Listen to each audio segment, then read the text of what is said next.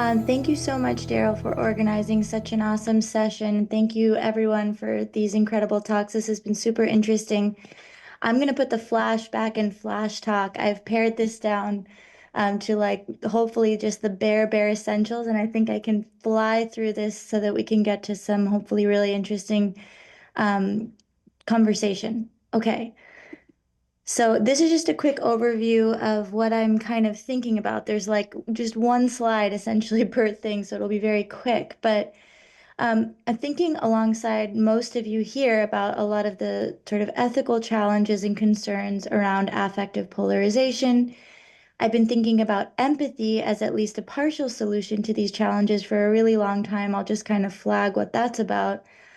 And then I'm coming today with a dilemma that I've been grappling with sort of personally, professionally, in these past couple of months. And so I'm looking forward to kind of thinking it through collectively.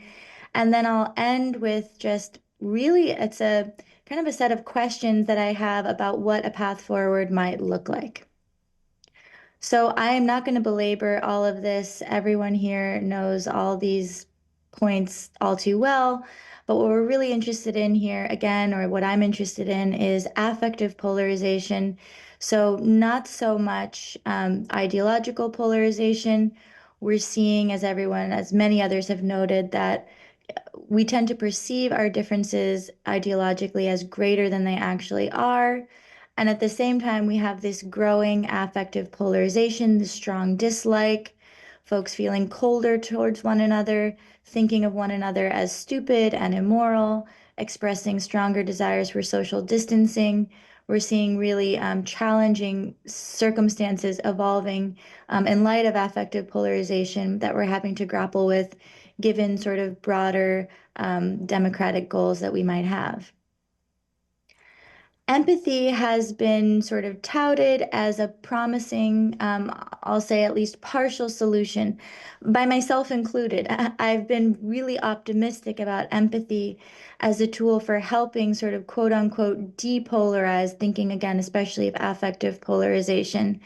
Um, Empathy, especially as this kind of multifaceted construct that involves cognitive, affective, and perhaps even motivational components where we're really sort of understanding what another person thinks and feels, resonating effectively with them, and perhaps even sharing motivations or at least being motivated to act appropriately towards them. The thought is that that kind of empathic response can be really valuable for helping to forge more positive, deeper relationships and bridge some of these really fraught divides that prevent things like cooperation towards joint goals, really sort of the cornerstone of life as part of a healthy democratic society. Um, at the same time, there's been really mixed results about how well it in fact does. There's interesting work on empathic concern, in particular, fueling affective polarization, so perhaps causing more problems than solving them.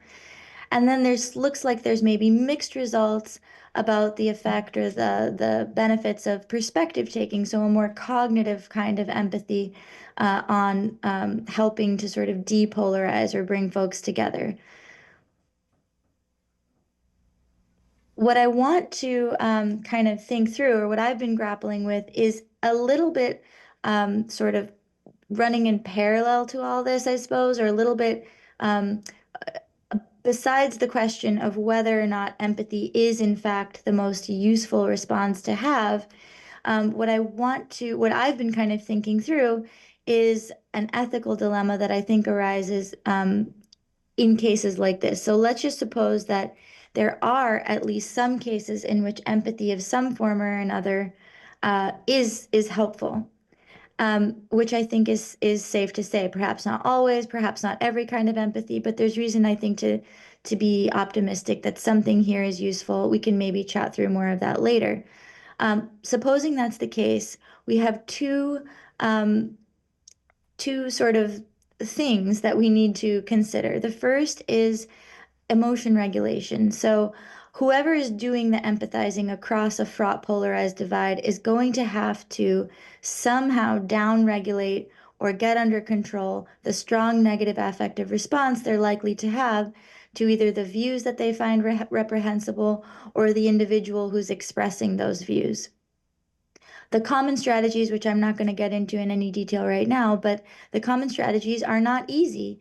It's sort of widely accepted that, I mean, there's a lot of individual variation when it comes to like how good we are at regulating our emotions. This is something I think that we can often get better at, but none of this is easy stuff typically. That's on the one hand. On the other hand, there's the need for sort of structural support. So um, there's often there's little prudential reason you might think in a lot of cases for folks to do the hard and uncomfortable work of coming together across these polarized divides to empathize. Sort of why would they do that? Who starts? Um, so here, I think the role that social institutions play is really critical. I've thought a lot and continue to think a lot about schools in particular as a really fertile ground for thinking about where we might implement really helpful interventions to promote empathy across these fraught divides, particularly given the fact that people aren't just sort of naturally inclined to do this on their own. But each of these kinds of factors or things we need to consider, I want to suggest leads to really ethically challenging or undesirable outcomes or situations. So, on the one hand, this talk of emotion regulation and mustering up the cognitive emotional strength to empathize across the fraught divide leads to something that I've been calling, a bit dramatically, albeit, cognitive emotional injustice. What I mean by that is really just something like the inequitable distribution of the labor that's involved in empathizing or having a similar kind of cognitive emotional response. This can happen basically anytime. I think it's especially likely to happen anytime there's any kind of asymmetrical power relation, such that some members of certain groups or some folks are required to do the work of empathy or whatever other cognitive emotional response is required, as opposed to others. This can happen. So there can be asymmetrical power relations based on all kinds of considerations, but you might think of some of the common social um, group divides as giving rise to these things like race, gender, socioeconomic status, etc. So that's one concern. The second concern is lack of buy-in for the institutional support that's really necessary here. So, um, in order to successfully implement interventions to promote empathy across fraught divides, for example, in school, so in the kind of public institution where these interventions could make a difference, we need buy-in from individual voters, from citizens, from communities, etc. And that's not easy to come by. So it kind of gets us right back to the same sort of challenge.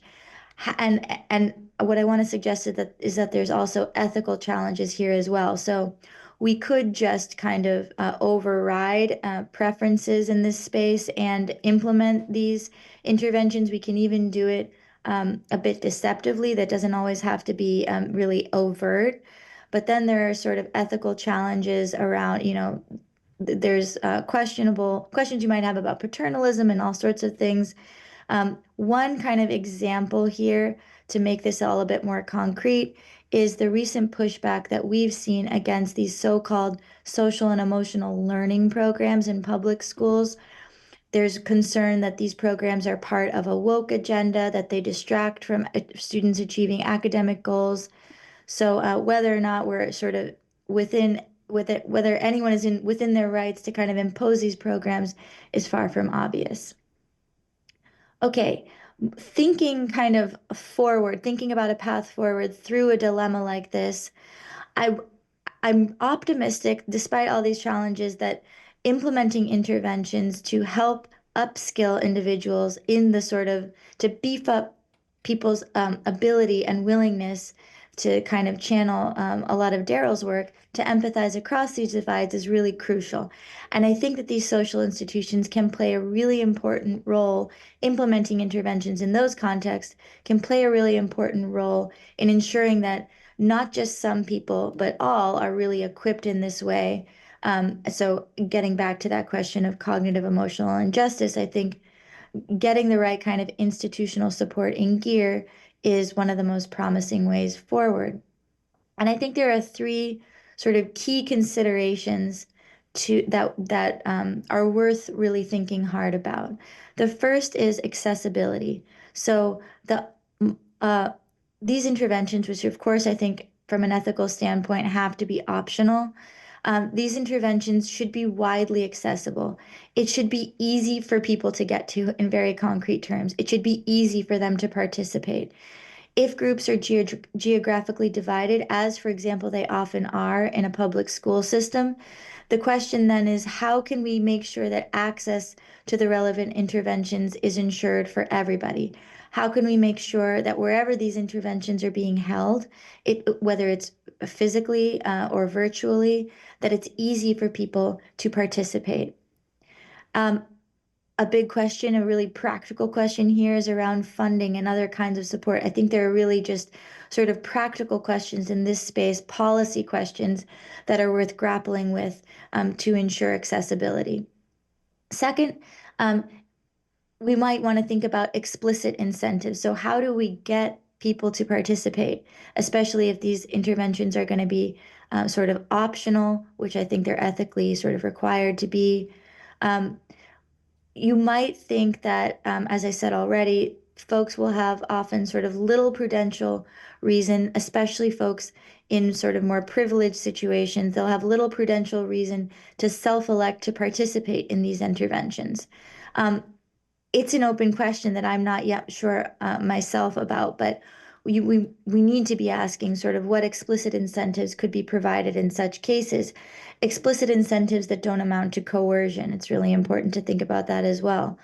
Um, a second set of incentives are implicit.